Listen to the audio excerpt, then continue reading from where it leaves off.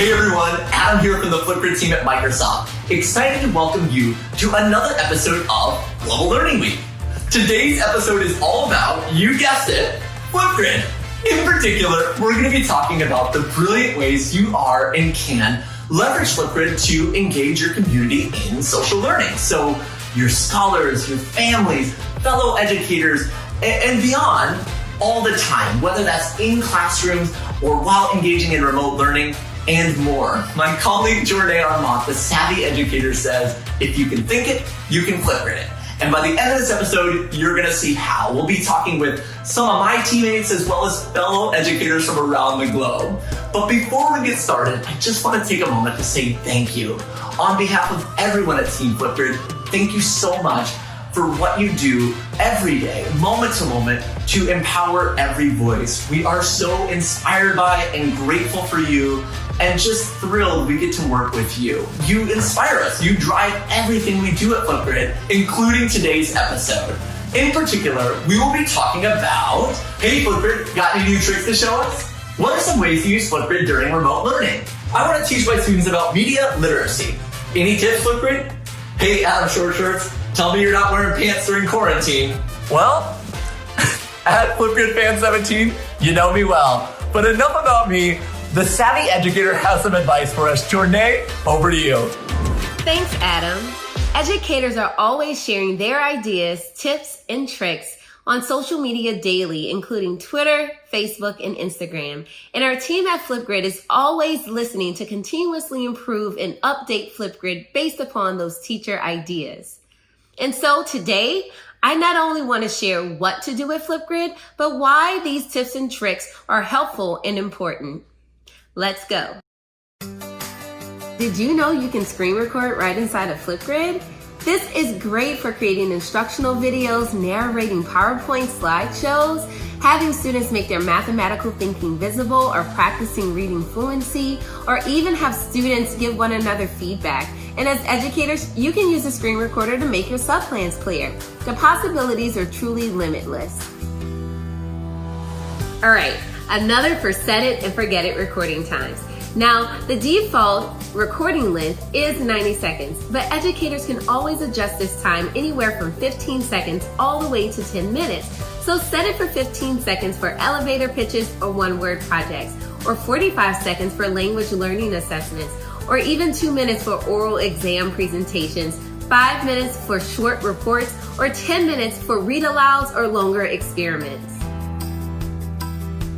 And last, the Flipgrid browser extension. Accessing your grids have never been so easy. The Flipgrid extension for Chrome or Edge allows students to easily access their grids directly from the Microsoft Edge or Google Chrome browser.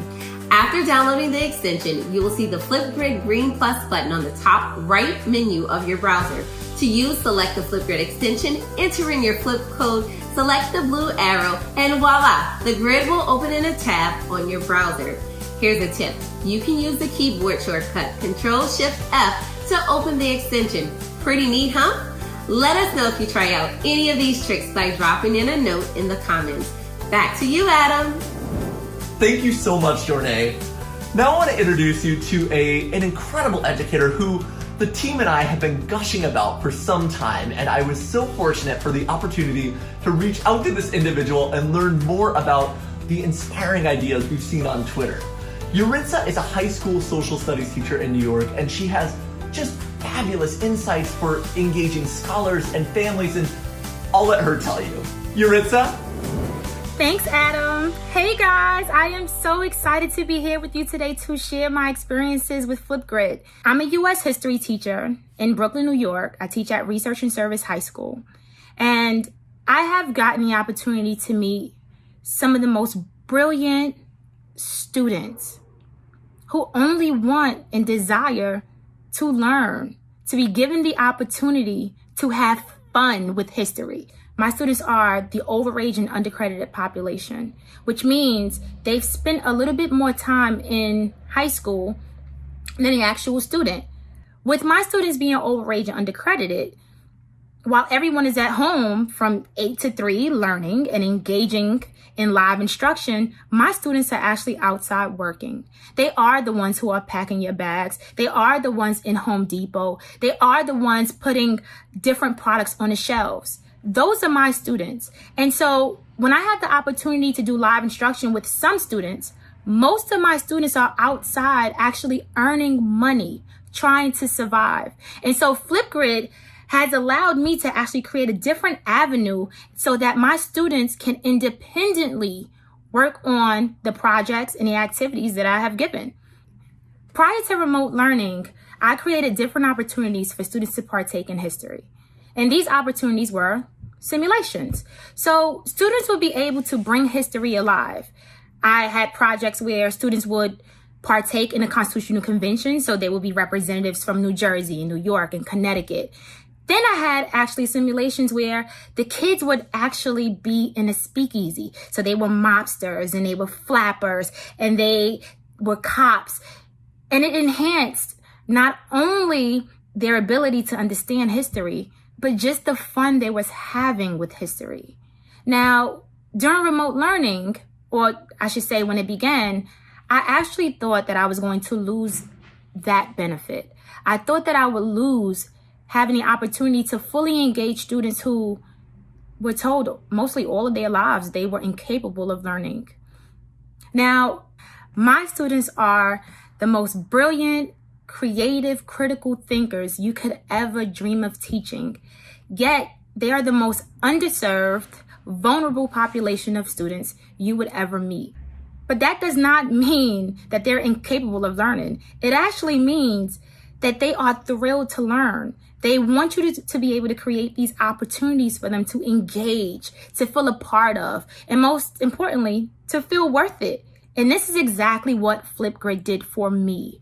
It allowed me to take those same simulations that I once gave students inside of the classroom, and it brought it to life. It actually brought it to their cell phone screens and the iPad screens and the laptop screens. And what I actually learned from this experience is that you don't make the situation take over how you teach. You take the situation and you enhance how you teach. Students notice when you've given up. And Flipgrid allowed me to show my students that I have yet to give up. We know history can be kind of like a boring subject. So let me introduce to you guys exactly what are some activities I've created that has shown an increase in student engagement. The first, what's called an Unsung Heroes Project. And so when you think project, probably in your mind, you're like, this is something long, this is something boring. The students were probably in front of their computer screens and they were just out of it. No, Flipgrid actually allowed me to give students a chance to create videos, to create comic book strips, and also to create movies. So with the Unsung Heroes Project, I asked students to actually research unsung historical figures. And what I've learned and what I've discovered is that students have a strong desire to see exactly what imprint their ancestors have left in history. And so this project did just that. It allowed students to present untold history in a way where it was so creative. Flipgrid has allowed me to give students not only the opportunity to choose what they're learning, but how their product is going to come out. And what I've learned is once you give students choice in education, of course, learning takes place. So a choice board activity that I created actually allowed students to choose between 6 different products. So it could be a comic book strip, it could be a movie trailer, it could be an actual movie, it could be a Google Docs, it could be a Google Slides, and it could be a Powtoon. And what the students would do is they would use this product and upload it to Flipgrid. Now, why is that important?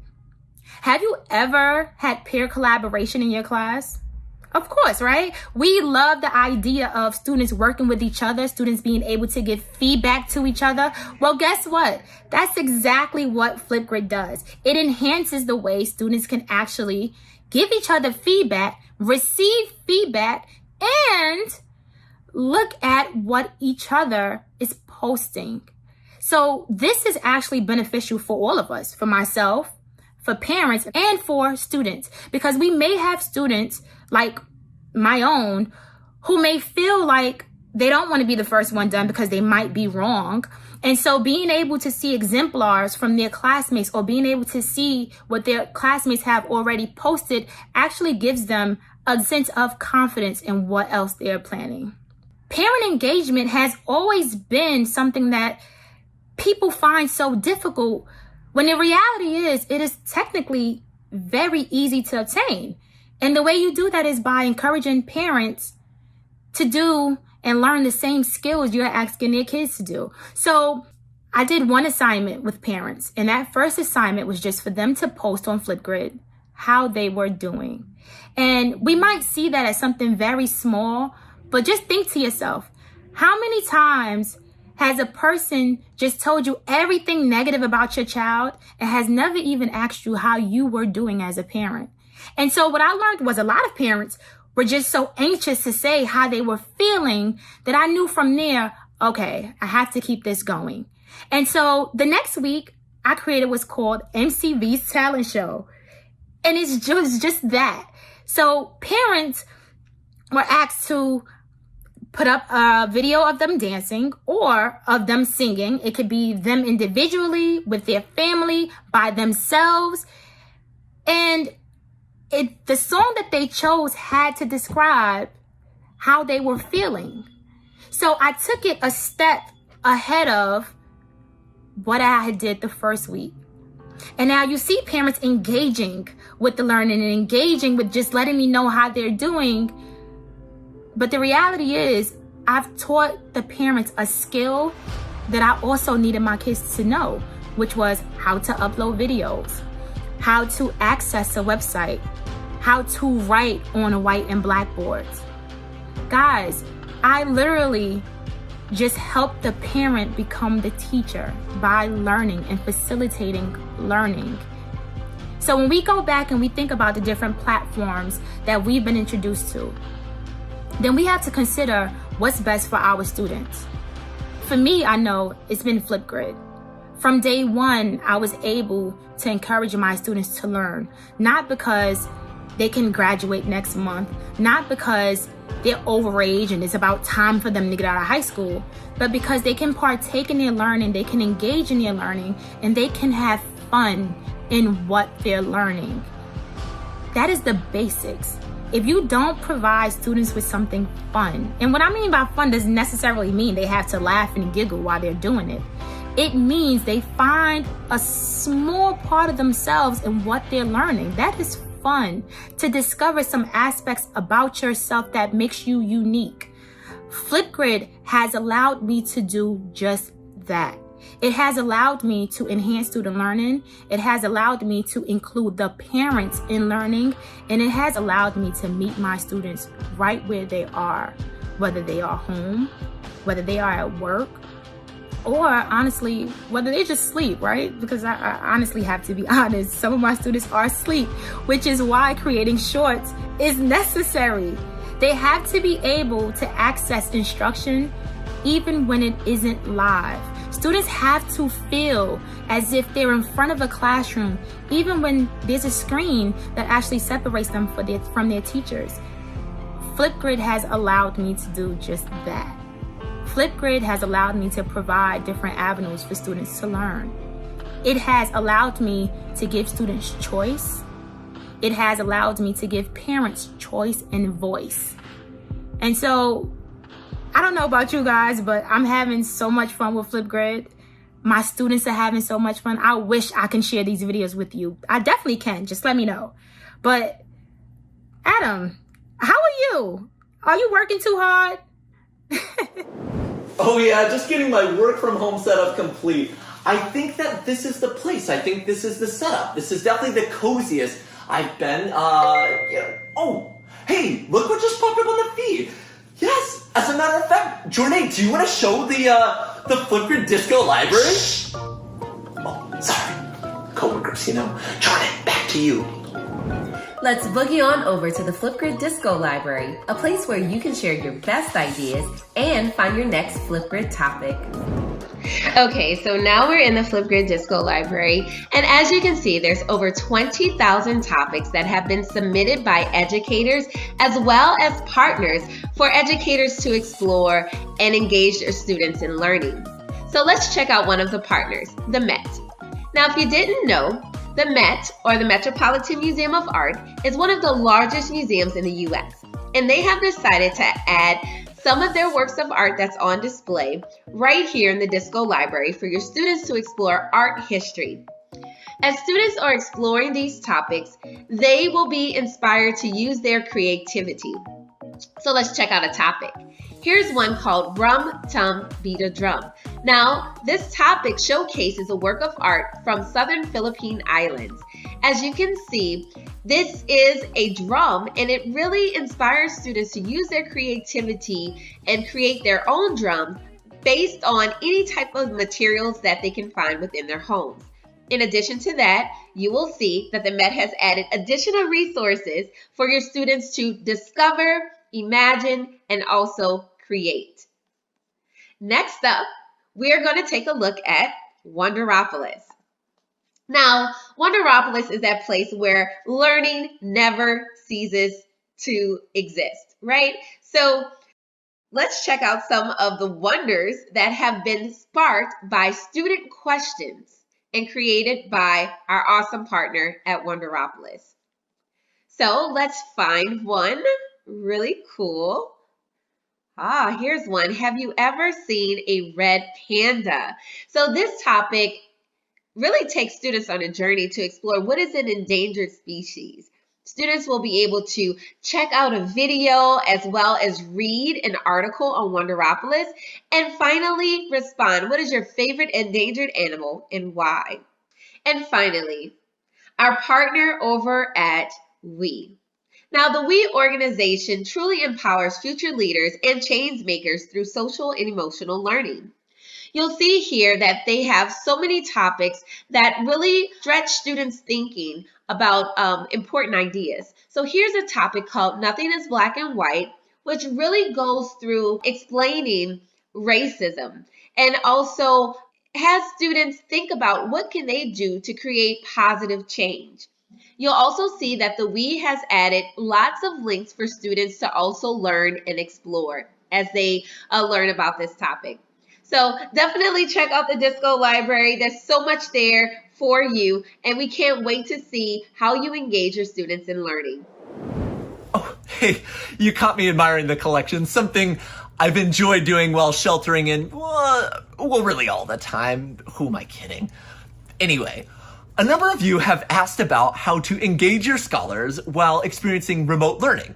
And I have the perfect example for you from an educator in Indonesia who has done not just this, but taken a step further to inspire fellow educators to do the same. Hello, I am Gartati. I'm an English teacher at Junior High School Tublora. I'm teaching 7th and 9th grade. I started using Flipgrid in 2019. I created my own Flipgrid and shared with my students in my English class and my extracurricular classes. And when I asked my students to record their voices on Flipgrid, they were happy. They tried to perform on Flipgrid. Assalamualaikum warahmatullahi wabarakatuh. Hello, my name is Juster Rebesha Panatjunianto. I come 70 class. In my opinion, we can read textbooks and make Flipgrids because Flipgrid is very useful for students. That is all for me. Wassalamualaikum warahmatullahi wabarakatuh. Sometimes it was very funny when I asked my students to share their voices and they asked me, "Ma'am, can I have a Flipgrid in group?" So I said yes, and they went to the school garden to get the beautiful background, and they were together, 3 or 4 girls sharing their voice together. One of the students who was very active told me that she got some replies from Japanese students and Japanese teachers. And Mom, how if I replied their question like this? Yes, I said that it is okay. And this last project I did with my students, one of my students sang a song, and then he explained what is the song about. I'm to the moon, let me play among the stars. I still continue to try to ask my students to share everything via Flipgrid, because I know that they are genuine. They try to speak their mind, and everybody can see. And you know that when I reply them and give like, and then they are very happy.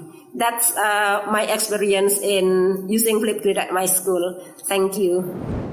Wow, incredible. I love how you're not only inspiring your scholars to share and amplify and connect with their peers, but everyone around Indonesia. Truly incredible. Thank you so much. And if you're just getting started with Flipgrid and you have questions, we have answers.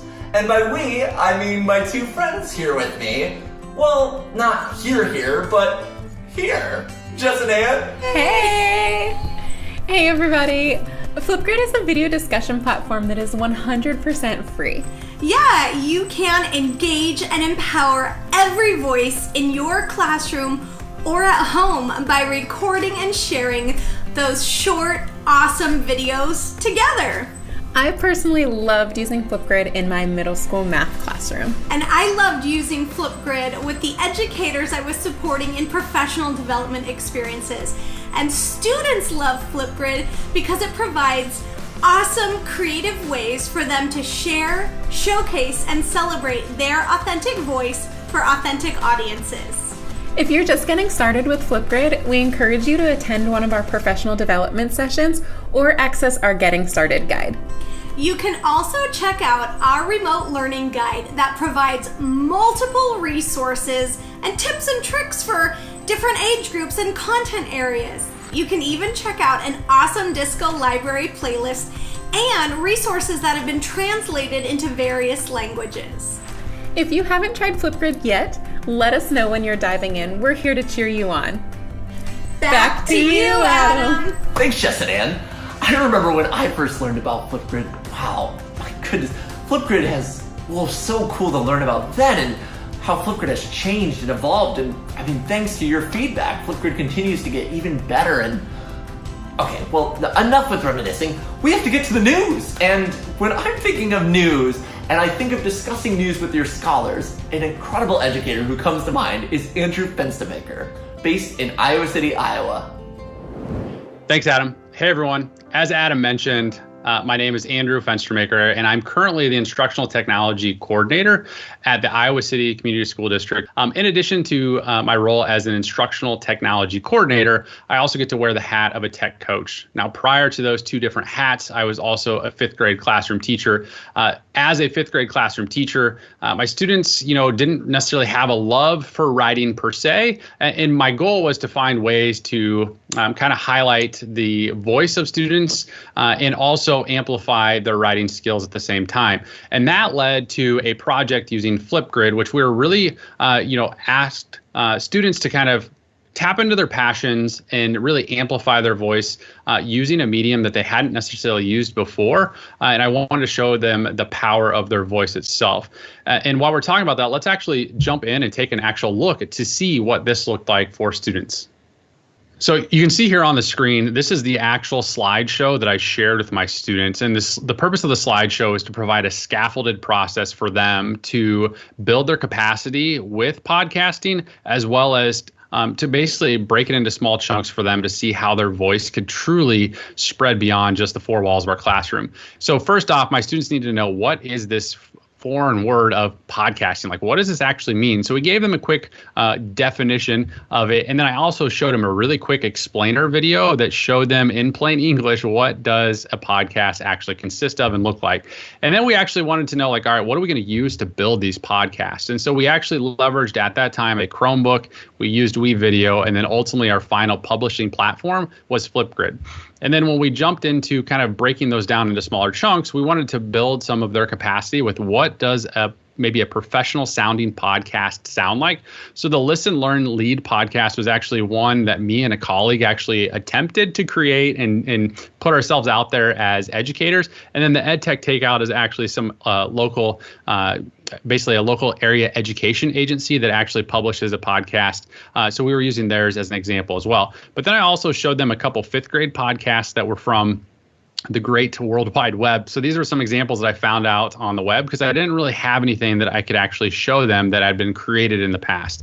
And then from that point, it was really like, what do I actually have to share? Because sometimes students are a little bit naive, or maybe they're a little bit hesitant to actually share their voice. So we're really trying to find out, what's obvious to them might be amazing to others. So we really wanted to tap into their passions. And so we gave them this light bulb slide for them to basically replace where it says type idea with any of their ideas that they had about the podcasting process. So really, what are they passionate about? Type out all the ideas that you had. And then from there, you can see these are some of the ideas that students came up with. So was it whether they are food or school or pets or sports, those are the things that those students really started to generate as ideas. And then from their list of ideas, we wanted them to see what is a theme that emerged from those list of ideas. So you can see there, they had music or maybe sports was an emerging theme. That was just, again, to help them organize their thinking as they were going to share. And so then after they had identified what might be a potential topic, what were their goals? Did they want to persuade someone? Did they want to give advice or storytelling? So we really wanted them to define their purpose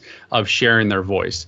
After they've defined their purpose, we really kind of put this little math formula together of, what's your theme, what's your purpose, and then think about your topics. Let's build your brand out. So let's see how you can advertise yourself and your voice and actually build a brand behind that. And then this actually led to, all right, let's find out what is your idea for a name. And so at this point, they, again, repeated that same process where they listed the different ideas of potential podcast names.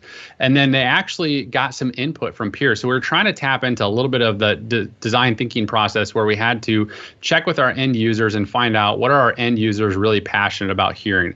And so from there, they interviewed a few other people, classmates, across the school, friends outside of school, what would be their suggestion for the winning title. And then after identifying the winning title, this allowed us to design a logo for their podcast. And again, we tapped into what are some of the icons that originally come to mind when you think about that. And then I also gave them an article about colors to see, what kind of colors get a certain reaction from people. So after them exploring a little bit about colors and icons that came to mind, they had either Canva to use or Google Drawing. So I gave them those two choices to narrow down the process for the design. And then they went in and used some of these free to use icons or clip art as they designed their logos. And you can see here's just a quick snapshot of what some of the students actually created. So really, it blew me away what students were able to create using simple tools, tapping into what they were truly passionate about. And then after them building their logo, we wanted them to come up with slogans. So we shared some real world slogans and then asked them to think about their own podcast and what might be some slogans. So again, to keep it very familiar with what we had previously done, we had them tap into that idea generation light bulb again. And then we also had them repeat the same process of seeking input from peers. And then you can see here some examples of those students' ideas that listed out on the screen. So loading content, talking in sixth gear was all about cars. The loading content was about video games. So lots of creative ideas from the students. And then at that point, we wanted them to use WeVideo and come up with an intro jam. So most podcasts have some kind of an intro lingo or an intro tune. So we talked about building that within WeVideo. They had some resources that they could use to create that intro. And then we also gave them a video that showed them how to do the process. And then really we had them start to use this bracket to kind of narrow down what are those ideas that I have that I want to create an episode about. And then at that point, we had them create a short script. And then based on that little script, they would then go into WeVideo, record their intro jam, record their actual audio. They would add their image back behind their video creation, record their script, as you can see on the screen. And then after they were all done, they were able to then take this podcast itself and actually upload it to Flipgrid, as you can see there, noted in the picture itself. This project really provided a unique lens into the passions of my students. Their voices and the messages that they shared allowed me to see some unique sides of students, whether it's their passions or interests or, even those people that they interviewed. This project opened up the doors to allow me to build relationships in ways that I never would have been able to do prior to this project. Today, on episode 2, we are going to be talking about our favorite video game consoles. Welcome to episode 1 of Mixed Cookie. Today we're going to be making brownies. Today we're going to be talking about the latest trends of clothes.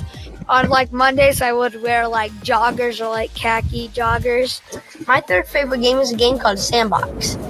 One of the powerful pieces that continues to kind of melt my heart a little bit every time I share this project is I had a student in my class named Sophie, and one of the things she did is on the last day of school's out, she went home after that day of school and actually recorded another episode, which was her final episode.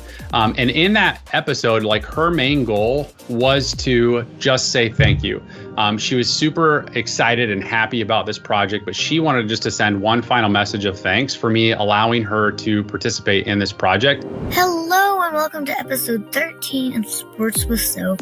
Today I'm not going to do anything. I know this sounds weird, but that's because this is the last episode of Sports with Soph. So the school year is come to an end. The last day of school is already over, so I decided I'd make this short video of how much I've enjoyed podcasting. It was such a good experience. Thank you to my teacher, Mr. Fenstermaker. And the one thing that continues to warm my heart about it is never before had I created a project in my classroom so that students wanted to go on well past the school year and continue to build and elaborate on their experience that they had in the classroom. So it shows when we tap into students' passions and interests and empower them to be the leaders in the classroom, it's amazing what they can accomplish. This lesson really seemed to kind of take on a life of its own. What I did hear is that some of my former students might have left me some ratings. Let's check it out and see what they have to say. Hi, Mr. Fenstermaker. Hi, Mr. Fenstermaker.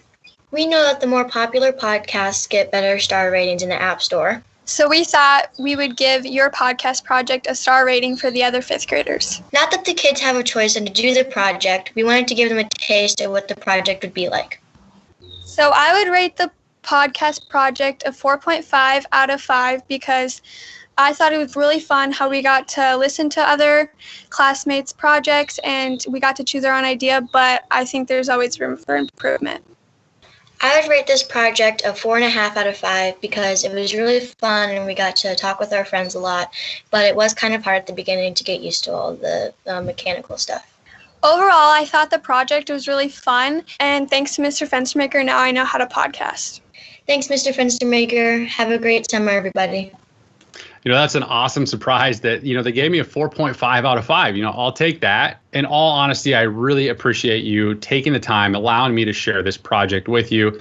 I would love for you to connect and share if you tackle this project on your own. I would love to hear your celebrations, the takeaways that you have. You can shoot me a message here on Flipgrid. You can also reach out to me on Twitter. It's @A_Fenstermaker. Again, thank you so much for allowing me to share this project and hearing my students' voices throughout this time.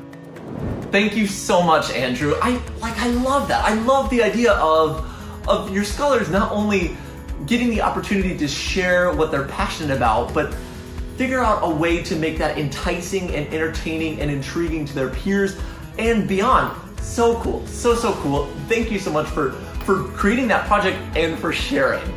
And speaking of sharing student projects and sharing this project, let's talk about how we can evaluate news, right? How we can take other elements shared by colleagues and peers around the world and evaluate news, evaluate journalism, and all the things that attach to that. Fortunately, Flipgrid and Microsoft Education had this really cool opportunity to partner with BBC Learning to produce a 10-episode series discussing exactly this. And so here's a little bit more. Hi, thank you for having me. I'm Kara from BBC Studios, and we're so excited about this new BBC series created exclusively for Microsoft Education and Flipgrid. It's a 10-episode series, each consisting of 50 minutes of associated instructional content. With every episode, there are accompanying lesson plans and ready-to-use Flipgrid discussion prompts. The series covers timely, important subjects around media literacy, including what is news, evaluating media, verifying sources, sharing content, and more. All the lessons can be conducted remotely and are standards aligned for social studies, English language arts, and media literacy. Check it out. Thank you, Kara. And hi everyone, my name is Lolly Anderson and I'm a marketing manager at Microsoft based in Kirkland, Washington. Now, you may be wondering, where do I find the BBC My World lessons? And so I'm going to take you through a brief demo of how you can access these 10 free lesson plans. So let's get started. First, you start by going to aka.ms/BBC My World. This takes us to our Microsoft Educator community, and here you will see the 10 lessons that Kara mentioned earlier. Note the subject area is linked, and there is a brief description for each lesson. Now, let's say I'm a social studies teacher and my class is on lesson 3, which details how do journalists verify news. We just click on the lesson and we're taken to the lesson page. You'll notice a description and a brief video for BBC to accompany each lesson. And on the right-hand navigation, you'll notice quick links to free tools like Office 365, Teams, and Flipgrid, which I'll show a bit more in a moment. But before we do that, let's take a look at what's inside Lesson Plan 3, linked right here at the top. It's worth noting that the lessons are standards aligned just for the classroom. And in addition to helping students become strong consumers of news, the lessons include modules to help foster critical thinking, reasoning, communication, and collaboration skills. The program is designed for middle school students ages 11 through 14. However, we included sections to support students ages 6 through 11 and 14 through 19. You can see each lesson is about 45 to 60 minutes long, and we've also included a suggested structure and procedural tips for administering the lesson. Here is the Extend and Connect section, which provides content for elementary and high school students, as I mentioned earlier. Also included in the lesson are student handouts, like this informational article. And here's a collaboration activity and a guided practice to apply their knowledge. And then closing it with an assessment to test what they've learned. So now let's head back to the lesson page. And in addition to the lesson plan, another great way to engage students is with Flipgrid. This is another amazing free resource that's available to you and your students. Simply click on the Flipgrid link and you will be taken to Lesson Plan 3 in the My World Disco library. Notice the 4 discussion prompts. They're already built in specific to the lesson plan. This is where the magic happens. You watch these lessons with the students, have them reflect in Flipgrid, and bonus, it's fun. So, learning to navigate our media environment has never been more challenging. And we hope you take the time to review the lessons and see if it will be a good fit for your classroom. Not to mention a tremendous resource in this time of remote and blended learning. So thank you for your time and enjoy. Wow, what an amazing day. Thank you all so much for joining us today on Global Learning Week, and a huge shout out to today's presenters. We had so much fun with you all, and we just want to once again thank you so much for just the renowned, fantastic, brilliant, wonderful, exciting, inspiring. I'm tripping on my words. There are not enough words for us to express our gratitude for you and the truly renowned ways you engage, empower, amplify, and connect your communities. Thank you so much. Tune in this time tomorrow for a discussion on problem solving, critical thinking, and creativity, and we will see you all on Monday. What's Monday?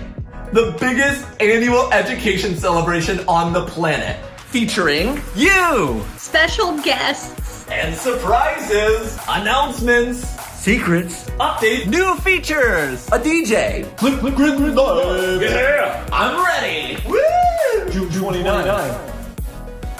7 p.m. Central. Yeah! All right, now we just have to hold this pose till Monday. See you June 29th, 7 p.m. Central.